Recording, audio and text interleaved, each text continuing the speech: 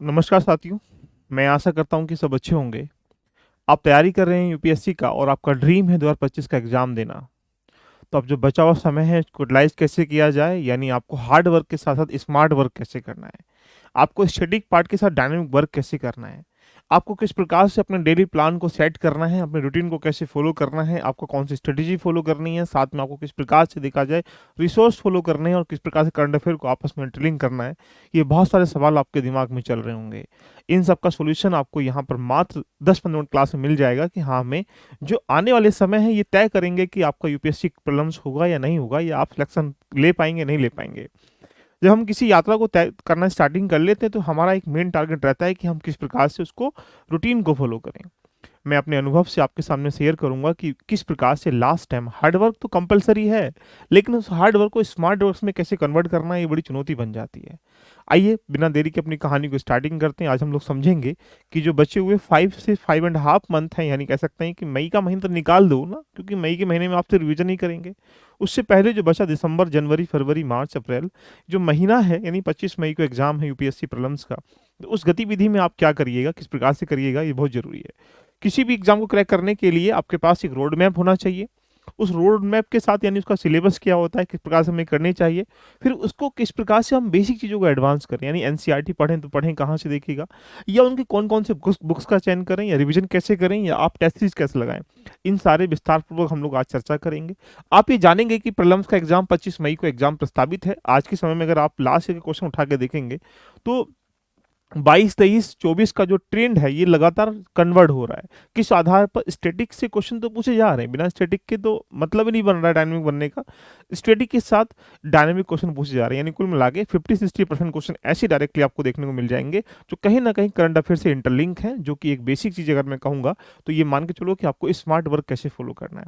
अगर हम इस कहानी को देखने से पहले देखने का प्रयास करें कि आप अपनी ज़िंदगी में अगर यूपीएससी क्रैक करना चाहते हैं तो आपको यहाँ पर 5-6 पॉइंट पर विशेष ध्यान पड़ेगा।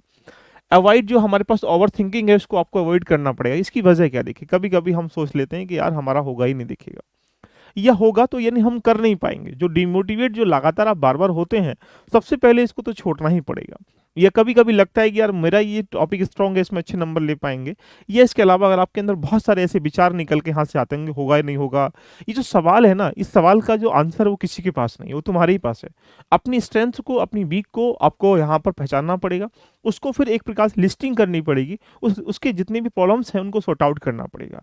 और जब तक सॉर्ट आउट नहीं करेंगे तो बार बार वो आपके जहन में 2 दिन में, 1 दिन में, 10 दिन में, 20 दिन में वो विचार आते रहेंगे। अगर आपके दिमाग में विचार रोज आता है, इसका मतलब आपकी डायरेक्शन बेस्ट नहीं है। अगर आप हफ्ते में आता है, 10 दिन में आता है, तो स्वाभाविक सी बात है, आप मानव है, मानव के अंदर कहीं ना कहीं निगेटिविटी आ ही जाती है। लेकिन अगर रोज आ रही है, सोल्यूशन करिए इसका पहले। दूसरी बात अगर मैं कहूंगा, वी सेल्फ अवेयर देखिएगा, ये बड़ा खतरनाक पॉइंट आपको निकल के आता है।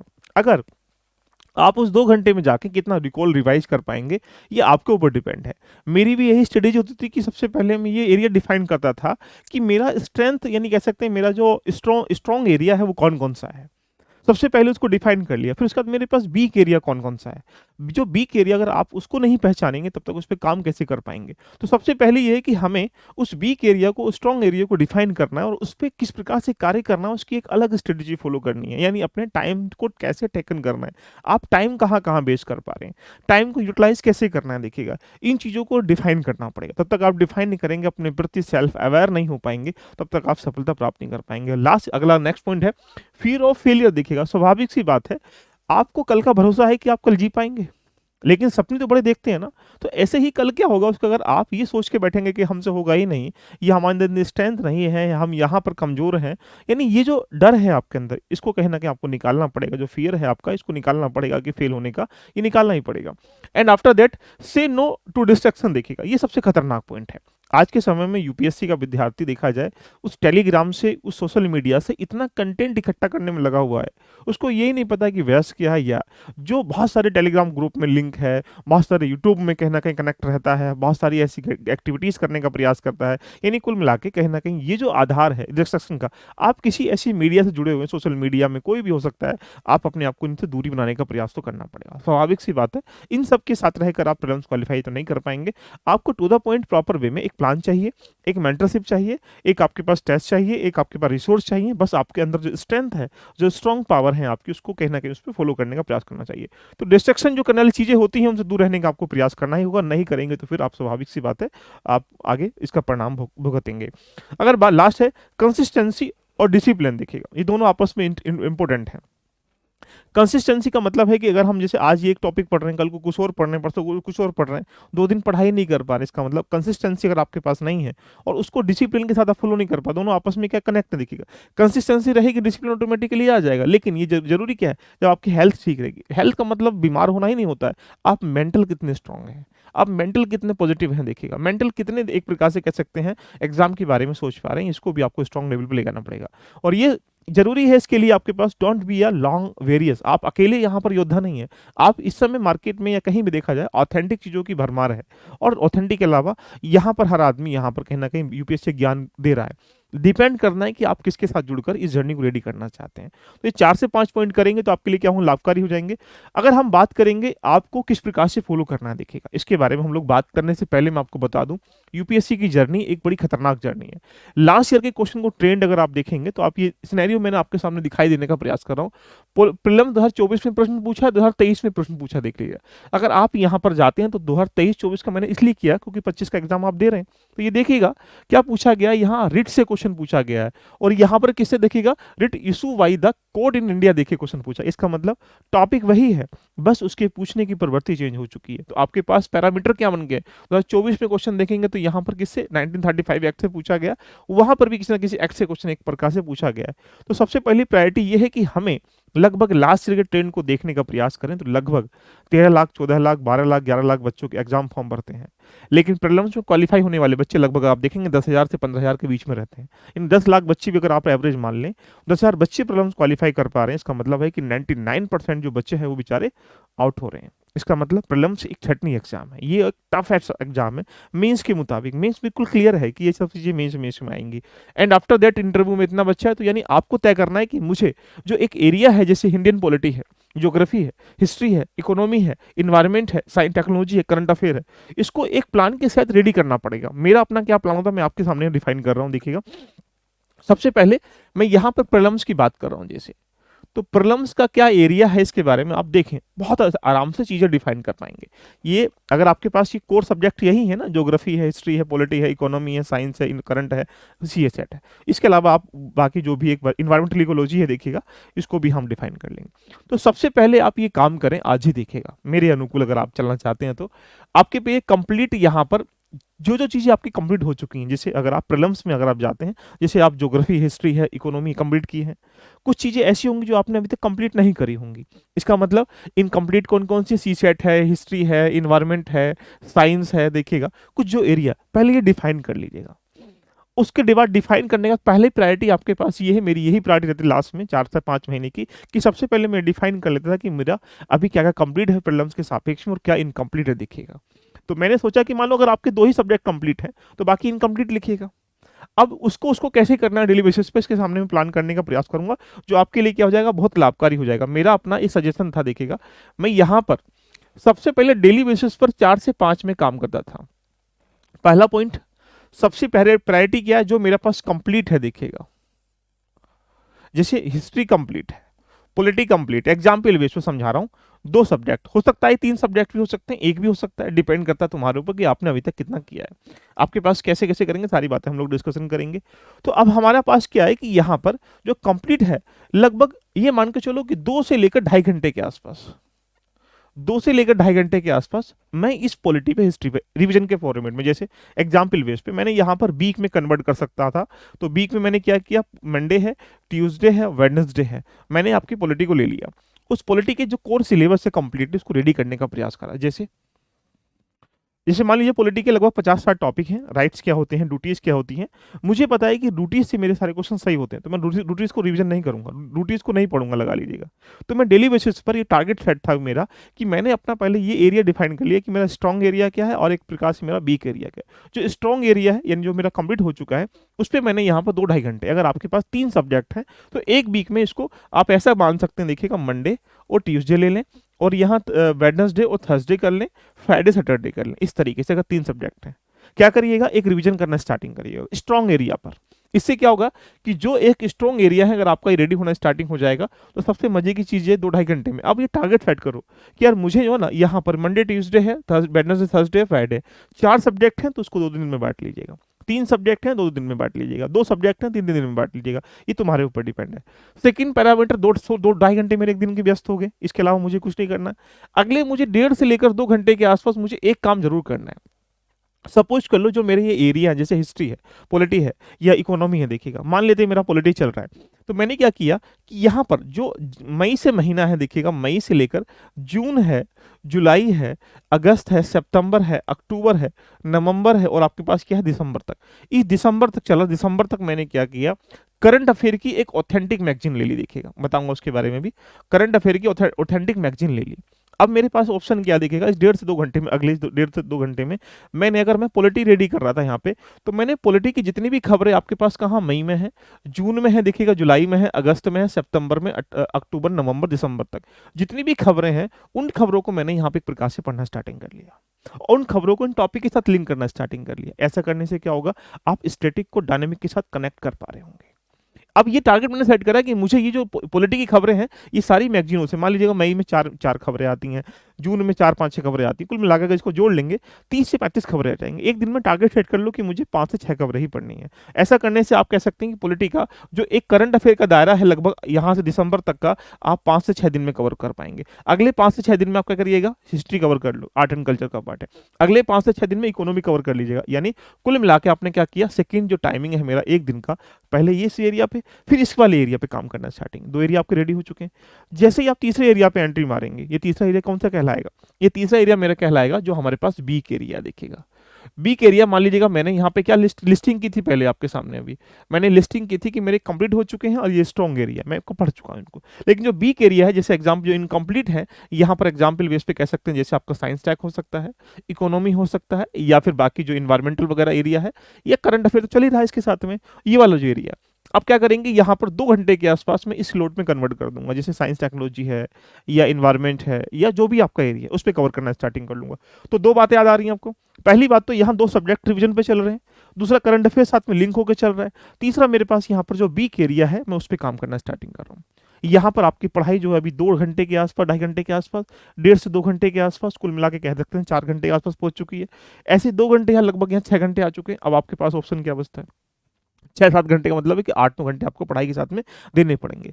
जैसे ही आप एंट्री मारेंगे आगे, तो अब एंट्री मारने के बाद आपके पास ऑप्शन क्या बचेगा, अब आपके पास यहाँ एरिया बचेगा कि हम जो यहाँ पर अगला जो ये टाइमिंग है, क्या करिएगा, यहाँ पर 1 से लेकर 1.5 घंटे के आसपास जो भी एमसीक्यूज हैं, जो भी आपके पास पीवाईक्यू हैं, वो लगाने का प्रयास करें। क्योंकि ये लगभग आप अपनी जर्नी में लगभग देखा जाए तो लगभग 4 से 5 हज़ार क्वेश्चनों का तो एमसीक्यूज लगाना ही पड़ेगा। तो अगले 1 से 1.5 घंटे मैंने टारगेट सेट कर लिया कि मुझे आज, जैसे मैं यहाँ पर पॉलिटी पढ़ रहा था, हिस्ट्री पढ़ रहा था, तो मैंने टारगेट सेट करा कि मैं यहाँ पर 10 साल के 20 साल के एमसीक्यूज देखूंगा लास्ट करके, ये 10 साल के एमसीक्यूज देखूंगा, तो 10 से लेकर 2024 तक देखूंगा। तो 10 से लेकर 15 तक ओनली पॉलिटी के एमसीक्यूज मैंने यहाँ पर देखे, जो मैं यहाँ चीजें कवर कर रहा था वो सारे कवर करूंगा। ऐसे ही मैंने क्या किया, अगले इसी प्लान में कि अगले दिन में मैं यहाँ पर 15 से 20 तक देखूंगा, 20 से लेकर मैं यहाँ 25 तक देखूंगा। ये पॉलिटिकल एरिया 3 दिन में हमारे पेपर को निपट गए। ऐसे ही हिस्ट्री, ऐसे ही ज्योग्राफी, ऐसे इकोनॉमी, ऐसी पॉलिटी, यानी इवन मैं कहूंगा तो मैंने यहाँ पे कंप्लीटली पीवाईक्यू को भी सब्जेक्ट वाइज डिफाइन करके टॉपिक का रिविजन वो चल रहा है, आपका कनेक्ट यहाँ से हो रहा है साथ में। तो इससे क्या हुआ कि आप अपनी प्लानिंग को पूरा ओवरव्यू लेते हुए चल रहे हो। इसी प्रकार से अगर आप टारगेट सेट कर लेंगे तो पॉलिटी है, हिस्ट्री है, यानी जो बचा हुआ समय है इसको यूटिलाइज कर पाएंगे। जब ये कर लेंगे तो आप अगला टाइमिंग जो बचेगा, आप उसमें 1 से 1.5 घंटा अब रिविजन कर लो या प्रैक्टिस कर लो, या आपके ऊपर डिपेंड है। तो यानी अपने टाइमिंग को मैंने यहाँ पर 4 से 5 भागों में कन्वर्ट कर दिया। क्यों, जो मेरे पास कंप्लीट है, जो भी एरिया कंप्लीट है उसका मैंने एक प्रकार से रिवीजन करना स्टार्टिंग करा। रिवीजन के साथ मैंने करंट अफेयर से जोड़ दिया गया, करंट अफेयर को मैंने पीवाईक्यू से भी एमसीक्यू से लिंक कर दिया गया, यानी ये एरिया आपका एक प्रकार से कह सकते हैं स्ट्रांग हो जाएगा। दूसरा आपका जो बीक एरिया है देखिएगा, उस पर मैंने काम करना स्टार्टिंग कर दिया।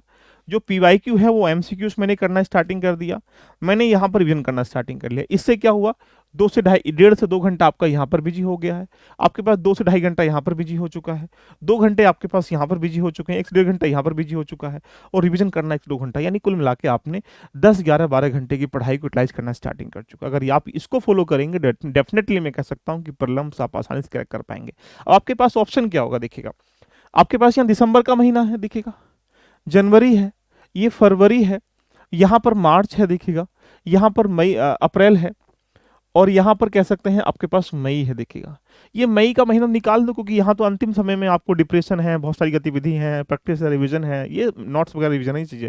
अब आपके पास क्या एरिया है, देखो ये जो एरिया है सिर्फ फरवरी तक है, ये जो एरिया है ना जो आपका कंप्लीट है वो आप रिवीजन करें, जो इनकम्प्लीट है उसको आप यहाँ पर कंप्लीट करें, देख लीजिएगा। जो एक एरिया फरवरी तक करंट अफेयर उसको आप रेडी करिएगा। जब इतना कुछ आप यहाँ फरवरी तक कर पाएंगे तो आपके लिए क्या हो जाएगा, रामबाण साबित होगा कि आप यहाँ पर मार्च और अप्रैल में 2 महीने में जो जितना प्रैक्टिस करेंगे, जितना रिवीजन करेंगे, जितना रिकॉल करेंगे, वो आपके लिए क्या हो जाएगा, लाभकारी हो जाएगा। अगर आप इसको फॉलो करते हैं तो आपके लिए काफ़ी लाभकारी चीज़ें देखने को मिल जाएंगी। लेकिन वो रेडी कैसे करना है, ये चुनौती बन जाएगी। इसी बीच में अगर आपको लगता है कि सी सेट भी मेरा कमजोर, सी सेट को भी आप यहाँ पर डेली बेसिस के प्लान में सेट करने का प्रयास करें कि मुझे ये जो पूरा एरिया है, मुझे वीक में 3 दिन सी सेट पढ़ना है, वीक में 4 दिन सी सेट पढ़ना है। अगर आपके नंबर 100 से ऊपर आ रहे हैं तो आप कोशिश करो 3 दिन पढ़ लीजिएगा। 100 से कम आ रहे इसका मतलब आप 4 दिन कर लीजिएगा। डेली बेसिस पर आधा घंटा 1 घंटे का टाइम सेट करिएगा, उसमें एक टॉपिक ले लो, जैसे मान लो परसेंटेज है मैथ्स का, उस परसेंटेज को 3 से 4 दिन दीजिएगा, ऐसा नहीं 1 दिन में खत्म कर डालो। ऐसे ही मेन मेन जो टॉपिक है उनको कोशिश करो कि भाई मुझे प्रॉफिट लॉस है, 3 दिन में टाइम दो, उसकी प्रैक्टिस करो, उसका रिवीजन करो, उसके पीआई को लगाइएगा। यानी इतना काम करोगे तो आप आराम से सीटेट को भी दुविधा का विषय नहीं बने। यानी कहने का तात्पर्य मेरा ये रहा कि मेरा सिलेबस जनवरी फरवरी मार्च, ये मिड मार्च तक मान सकता हूँ कंप्लीट पूरा होना चाहिए। जब ये पूरा हो जाएगा तो आपके अंदर ओवर कॉन्फिडेंस नहीं आएगा, आपके पास कॉन्फिडेंस आएगा कि अच्छा मैं सक्षम हो चुका हूँ उस टेस्ट सीरीज में नंबर लाने में जो मुझे लगता है कि प्रॉब्लम्स क्वालिफाई करा पाएगी। अब आपके पास ऑप्शन क्या बचता है, इसको रेडी कैसे करना, देखिएगा मैं आपके सामने कुछ बातें यहाँ पर डिस्कशन करने का प्रयास करता हूँ। एक रास्ता तो ये है कि भाई आप खुद से रेडी करो। ये बहुत सारी किताबें ऐसी अगर आप देखेंगे तो ये एरिया है जहाँ पर यूपीएससी प्रॉब्लम्स से क्वेश्चन पूछता है। आपका टारगेट क्या है, भाई मेरा टारगेट किसी स्थिति में अगर लास्ट ईयर के कट ऑफ को अगर आप जाके देखेंगे तो कोई सी कट ऑफ भी यहाँ पर 100 से ऊपर नहीं है। आप उनका टारगेट क्या, आपका भी टारगेट ये होगा कि सब किसी भी स्थिति में हमारे पास 50+ क्वेश्चन सही हो जाए, यानी 100 के आसपास मेरे मार्क आ जाए। आप 50 क्वेश्चन सही कैसे करेंगे, उसके अंदर यहाँ आपके पास जाएंगे तो आपका इंडियन पॉलिटी भी है, ज्योग्राफी, हिस्ट्री है, इकोनॉमी है, इन्वायरमेंटल इकोलॉजी, साइंस है, करंट अफेयर है, यानी इन सभी पे ध्यान देना, देख लीजिएगा। तो अगर आप करंट अफेयर के देखेंगे 20 क्वेश्चन है तो आपकी प्रायोरिटी करंट अफेयर से कितने क्वेश्चन डायरेक्टली सही हो जाएं।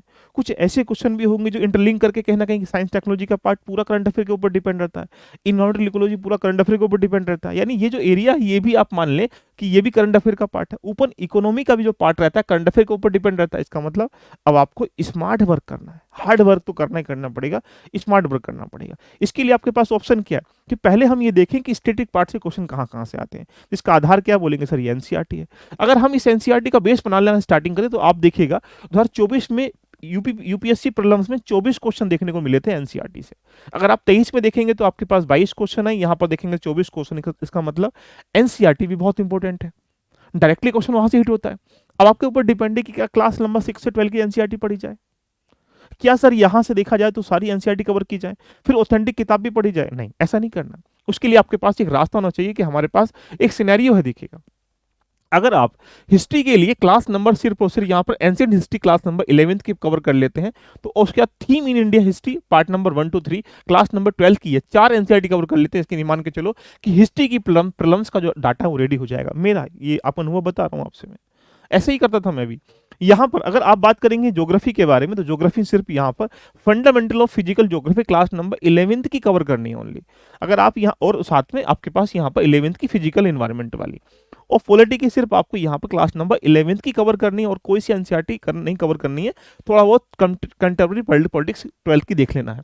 यानी 2 एनसीईआरटी पॉलिटी की है, 2 एनसीईआरटी आपके पास किसकी ज्योग्राफी की है और ये 2 एनसीईआरटी 4 एनसीईआरटी आप किसकी हैं बोलेंगे सर यहाँ से हिस्ट्री की है, और एक एनसीईआरटी सिर्फ और सिर्फ किसकी बोलेंगे सर यहाँ से क्लास नंबर 11th की इकोनॉमी की है, और एक एनसीईआरटी किसकी साइंस एनवायरमेंट के लिए बायोलॉजी के लास्ट के 4 चैप्टरों के निकल के यहाँ से आ जाएगी।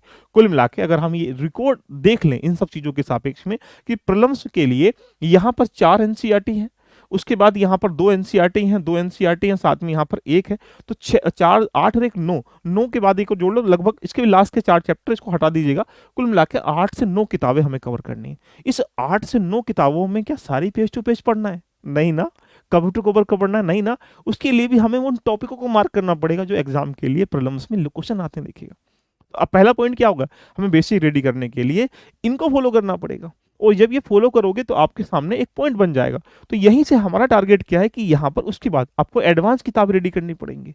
जैसे अगर आप जाएंगे हिस्ट्री के लिए, मॉडर्न हिस्ट्री के लिए एनसीईआरटी क्लास नंबर 11th की न्यू अवर पास को कवर करना है, क्लास नंबर 12 की मॉडर्न इंडिया ओल्ड कवर करनी है, तमिलनाडु बोर्ड की क्लास नंबर 12 की कवर करनी है, और स्पेक्ट्रम राजीव अहीर की, ये एक मॉडर्न हिस्ट्री का पार्ट निकल के आ जाएगा। ऐसे ही अगर आप जाएंगे मेडाल हिस्ट्री के लिए, क्लास नंबर 7 की न्यू एनसीईआरटी अवर पास पढ़ना है, क्लास नंबर 11th की आपको मेडाल हिस्ट्री पढ़नी है, सतीश चंद्रा किताब पढ़नी है, यानी ये मेडाल हिस्ट्री का पार्ट निकल के आ जाएगा। ऐसे आप एंशिएंट में जाएंगे, क्लास नंबर 11th की एंशिएंट पार्ट आ जाएगा, आर एस शर्मा किताब पढ़नी है, यानी ये एंशिएंट हिस्ट्री का पार्ट निकल के आ जाएगा। इसी गतिविधि से अगर आप ज्योग्राफी में जाते हैं तो ज्योग्राफी के लिए भी आपको क्लास नंबर 11th की न्यू एनसीईआरटी और यहाँ पर फिजिकल ज्योग्राफी कवर करनी है। यानी ये एक लिस्टिंग मैंने कर रखी है जहां पर एनसीईआरटी के साथ आपको किताबों को फॉलो करने का प्रयास करना है, और यहाँ पर इसके साथ पॉलिटी के लिए भी इस प्रकार से, इकोनॉमी के भी इस प्रकार से, ज्योग्राफी के लिए भी इस प्रकार से, साइंस के लिए इस प्रकार से। यानी मैंने यहाँ एनसीईआरटी के साथ किताबों को मर्ज करने का आपके साथ प्रयास किया गया। मेन टारगेट क्या है कि मुझे इस गतिविधि में यहाँ पर जो क्वेश्चन है 50 क्वेश्चन सही करने हैं। अब आपके पास ऑप्शन क्या है, या तो एनसीईआरटी खुद लेके बैठें, किताबें खुद लेके बैठें, डायरेक्शन खुद लेके बैठें, और आपके पास इतना टाइम है नहीं। क्यों? क्योंकि एक प्रॉपर प्लान हम चाहिए। क्योंकि आप मेहनत कर सकते हैं, लेकिन डायरेक्शन कौन देगा, मेंटरिंग कौन करेगा, डेली बेसिस पर टारगेट कौन देगा, आपको यहाँ पर टेस्ट सीरीज का स्ट्रक्चर कौन बताएगा, क्या चीजें कवर करनी है वो कौन बताएगा। इसके लिए आपके पास एक बहुत प्रॉपर तरीके से प्लान, स्ट्रेटेजी, और आपके पास मेंटरिंग होना बहुत जरूरी है।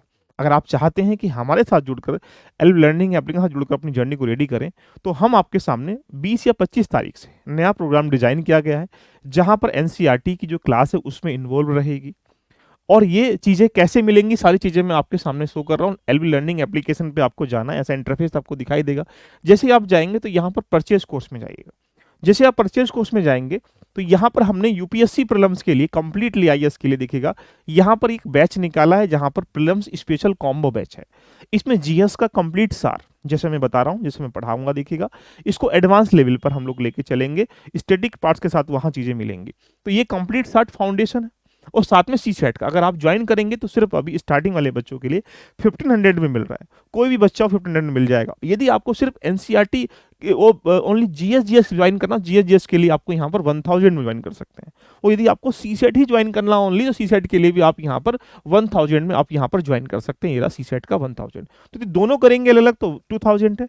कंप्लीट वन टाइम करेंगे दोनों को साथ में तो यहाँ 1500 फीस जाएगा। तो ये चीज़ रही यूपीएससी प्रीलिम्स के लिए कंप्लीट एरिया यहाँ देखने को मिलेगा। इसमें आपके पास क्लास रहेंगी, इसमें आपके पीआई को एनालाइज रहेंगे, इसमें नोट्स रहेंगे, इसमें मेंटरिंग रहेगी, इसमें डेली बेस का प्लान रहेगा। यानी ये आपके लिए क्या हो जाएगा, लास्ट के जो बचे हुए 3 से 4 महीने अब हैं उनके पीछे आप लोग काम कर पाएंगे। ये प्रीलिम्स का संक्षिप्त सार मेरे अनुभव से आप बहुत सारी चीजें एडवांस लेवल पर सीख पाएंगे, जो कि हम इस पर करेंगे।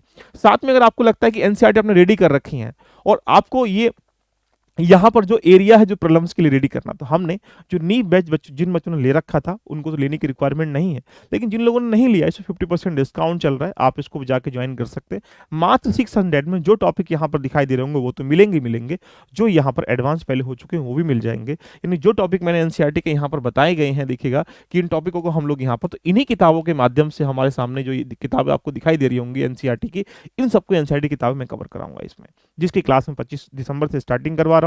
और यहाँ पर आप इन किताबों के माध्यम से प्रीलिम्स के कोर एरिया को कवर कर सकते हैं। साथ में यहाँ पर बैच ज्वाइन करके अपनी जर्नी को, जो आने वाला स्ट्रक्चर उसको रेडी कर सकते हैं। तो मेरे अनुभव से यह है कि अब आप अपनी जर्नी को रेडी करिएगा।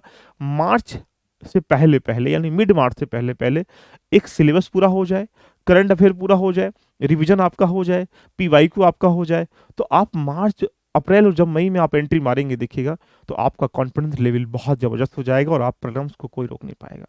तो ये एक स्मार्ट वर्क आपको करना है। स्मार्ट वर्क का मतलब है कि अब आपको यहाँ पर डेली बेसिस पर देखा जाए कंप्लीट जो एरिया उसको कवर करने के साथ साथ आपको यहाँ पर क्या करना है, करंट अफेयर को उसके साथ लिंक करते हुए चलना है। और जब लिंक करते हुए चलेंगे तो उसके बाद ये 2 टॉपिक आपको आराम से कवर हो जाएँगे। टारगेट सेट कर लो कि मुझे यहाँ पर कंप्लीट, जैसे यहाँ पर हिस्ट्री 3 दिन करेंगे, तो 6 दिन में, 7 दिन में, 8 दिन में। इसको कैसे करना है? कुछ टॉपिक आपके ऐसे होंगे जो आपके कंप्लीटली रेडी होंगे, कुछ टॉपिक ऐसे होंगे जो मिसिंग रेडी होंगे, एग्जाम्पल बेस पे पीआई को लगा के आप लोग देख लोगे। अब आप मान लो ज्योग्राफी को उठा लीजिएगा, ज्योग्राफी में जैसे मान लो आपका अक्षांश देशांतर रेडी है, ठीक है, उसको लिख लो, लिस्टिंग कर लो उसकी, लिस्टिंग कर लिया आपने, तो लिस्टिंग करने के बाद आप इसको टिक कर लो कि मुझे आता है, सारी चीज़ें इसके साथ मेरी रेडी है। ऐसे ही आप आगे जाओ तो क्या होगा, अर्थ की रोटेशन कैसे होता है, या फिर एग्जाम्पल बेस पे एटमॉस्फेयर क्या है, या क्लाइमेटोलॉजी क्या है, इन टॉपिकों को लिस्टिंग कर ली, ये आता है, उसको टिक करो, फिर निकल जाओ आगे। इससे क्या हो जाएगा कि आप ये रिवीजन जो कर पा रहे हो उसको भी स्ट्रॉन्ग लेवल पे कर पाओगे। और ये अंतिम जो 3 से 4 महीने हैं, ये अभी जो दिसंबर, जनवरी, फरवरी, ये तय करेंगे कि अगले वाले महीने भी कैसे गुजरेंगे और यूपीएससी का प्रीलिम्स आप कैसे दे पाओगे। तो जिन लोगों ने अभी तक ज्वाइन नहीं किया, इसको ज्वाइन करके अपनी जर्नी को रेडी करिएगा, और मेरे अनुभव को कहीं ना कहीं इन सब चीज़ों में इकट्ठा करने के बाद प्रीलिम्स एग्जाम देने का प्रयास करिएगा।